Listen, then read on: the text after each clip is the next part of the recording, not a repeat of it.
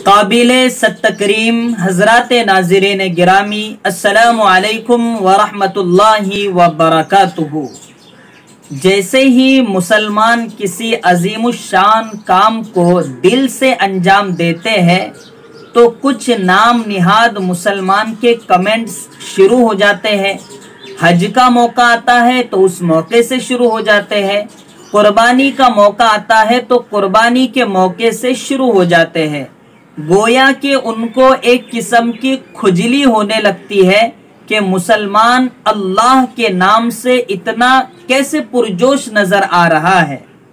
قربانی کے موقع سے اللہ نے جس کو صاحب نصاب بنایا ہے تو وہ دل سے قربانی کرنے کو اپنے لیے باعث شرف سمجھتا ہے، لیکن کچھ لبرلز ایسے بھی ہوتے ہیں کہ جن کے پیٹ میں درد کرنے لگتا ہے، گولی کھلانے سے بھی ان کا علاج نہیں ہو پاتا ہے، سمجھانے کے باوجود، ٹیوب لگانے کے باوجود بھی ان کی کھجلی نہیں جاتی ہے۔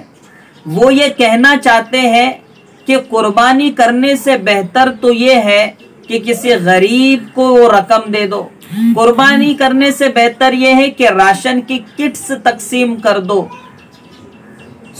کیا کہا جائے، اب اس عقل پر کیا کہا جائے؟ میرے پاس تو ایسے الفاظ نہیں ہے کہ میں ان کی عقل پر ماتم کروں۔ آپ ہی کمنٹ کیجئے گا، اچھے اچھے الفاظ سے ایسے لوگوں کو نوازیے گا کہ اسلام نے قربانی کا حکم کن لوگوں کو دیا ہے؟ جو مالدار ہے ان کو، اور گوشت تقسیم کرنے کا کن لوگوں میں کہا ہے؟ جو غریب ہیں ان میں، رشتہ دار ہیں ان میں، پھر ایک حصہ اپنے کو رکھنا ہے۔ تو یہ سب چیزیں تو اسلام نے آلریڈی کر دی ہے کہ بھائی وہ گوشت تقسیم کرو۔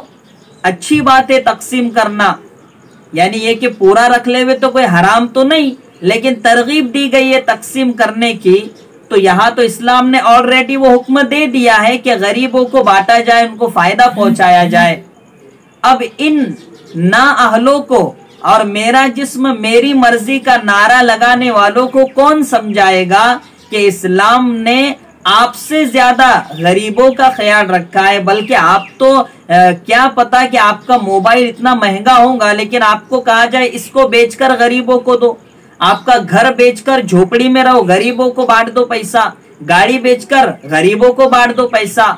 تو اسلام نے تو ان تمام چیزوں کو مد نظر رکھتے ہوئے اپنے فیصلے صادر کیے، اپنے احکام صادر کیے، اور یہ آ گئے اب 14ویں صدی میں کہ نہیں ایسا نہیں ایسا ہونا چاہیے، ایسا نہیں ایسا ہونا چاہیے۔ ان کی عقل پر ماتم نہیں تو اور کیا کیا جائے؟